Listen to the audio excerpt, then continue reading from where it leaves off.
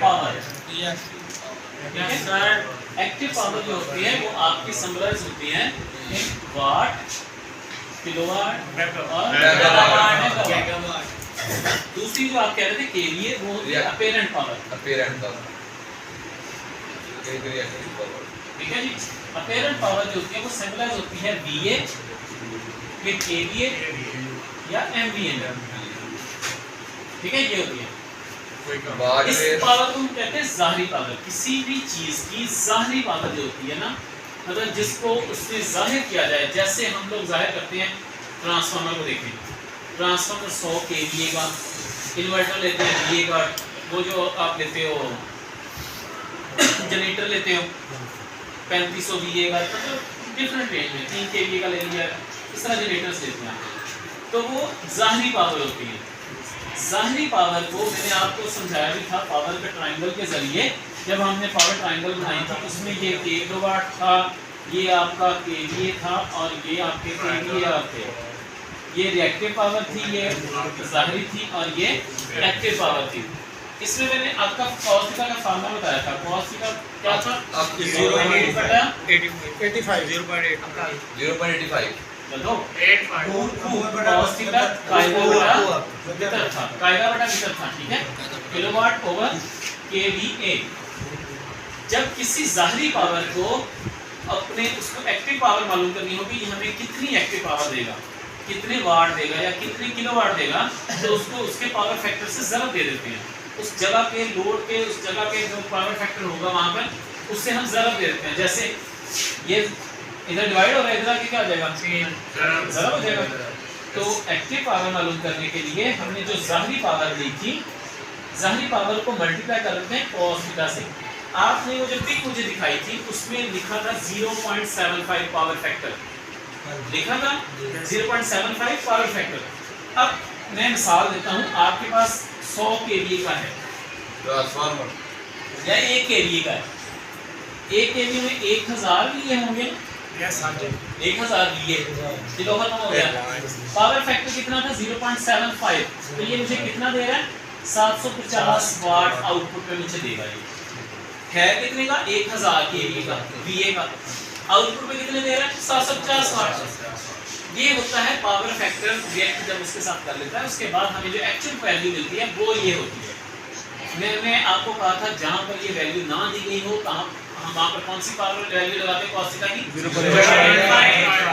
0.85। जिस जगह पर आपको पावर फैक्टर ना दिया गया हो वहाँ हम लोग लगाते हैं 0.85। ठीक है।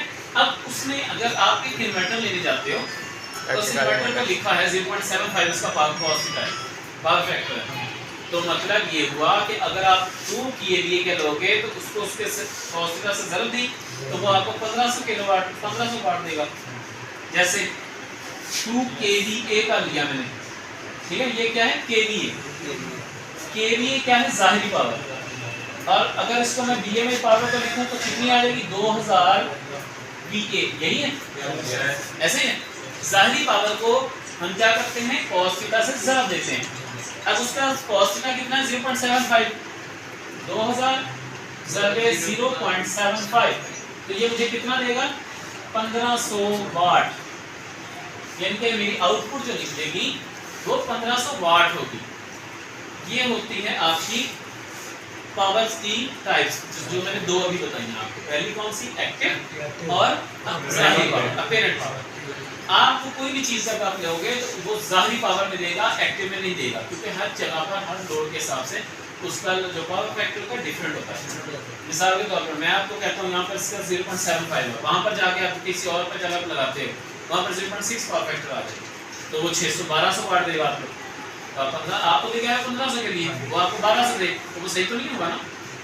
तो इसने तो उसने ऑलरेडी आपको दे दिया कि इसका परफेक्ट इतना ही है 0.75 है, ठीक है। लेकिन सब जगह पर लो हो तो वहाँ पर आप उसको हाई करने के लिए कैपेसिटर बैंक यूज करते हो, कैपेसिटर्स लगाते हो। कैपेसिटर लगाने से क्या होता है? उसका पावर फैक्टर इंक्रीज हो जाता है।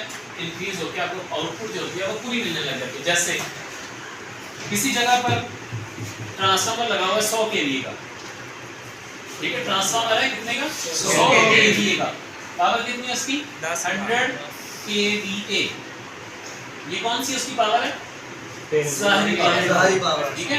जब आपने उस वैल्यू मालूम करनी है एक्चुअल के आउटपुट में आपको एक्चुअल कितनी देगा, तो आप क्या करते हो, पावर केवी ज़रबे कॉस थीटा। केवी है आपके पास, उसके कितने हैं 100 केवी थे, कॉस थीटा था उसका 0.7। अब ये कितनी आपको देगा 70 किलोवाट, इतनी देगा ना। अब आपने क्या करना है कि ये कम था, मैंने कैपेसिटर बैंक लगाया, कैपेसिटर के इस पावर फैक्टर को मैंने इंप्रूव कर दिया, वो इंप्रूव करके मैंने इसको कर दिया 0.9। अगर इसी में 100 ज़रबे 0.9 में करूं तो ये कितनी दे रहा है 90 किलोवाट। देखो पावर फैक्टर को इंप्रूव करने से मेरी 20 के 20 किलोवाट पावर बढ़ गई ना। हालांकि इनपुट वही है, करंट वही आ रहा है जो पहले था, वोल्टेज भी वही आ रहा है जो पहले आ रहे थे, लेकिन सिर्फ पावर फैक्टर मैंने चेंज किया। पावर फैक्टर चेंज करने से मेरी बढ़ गई। अब आपको अपेरेंट और एक्टिव पावर जो है किलोवाट समझ आ गया, किलोवाट क्या है और ज़ाहिरी पावर क्या है। जब ज़ाहिरी पावर में रेटिंग हो और कैसे वो आपका होता है 1000 पे आप बता रहे हो 800 देगा, तो वो कैसे कम करके देता है हमें, ये समझ आ गया ना आपको। अच्छा, एक होता है किलो वोल्ट जो आप बता रहे थे केवी, ये सिंपल वोल्टेज होते हैं, सादा वोल्टेज जो प्रेशर होता है, ये वोल्टेज है। इस वोल्टेज को कोई चेंजिंग नहीं होती, ये जितने होते हैं उतने ही रहते हैं। मतलब आपको मिसाल के तौर पर 11 केवी हमारी इनपुट है, 11 केवी इनपुट है उसकी ट्रांसफार्मर की। आप इसको कम करना चाहते हो तो स्टेप डाउन ट्रांसफार्मर यूज कर लो, बिल्कुल। हाई करना चाहते हो तो स्टेप अप ट्रांसफार्मर यूज कर लो। लेकिन ये रहेंगे ये वोल्टेज ही, ये पावर नहीं होती जो पावर एक हालत से दूसरी हालत में हम उसको तब्दील कर रहे हैं।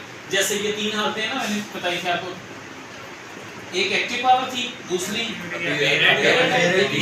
रिएक्टिव। इस पावर को मैं इसमें भी तब्दील कर सकता हूँ, इसमें भी कर सकता हूँ, लेकिन वोल्टेज को मैं कभी एम्पेयर नहीं बना सकता, ठीक है। तो वो वोल्टेज होते हैं, एक्टिव पावर एक्टिव होती है। अगर आपको पता चले कि पूछे कि एक्टिव पावर क्या है तो बता दोगे, कैसे वो कम होकर मिलते हैं बता दोगे, ठीक है।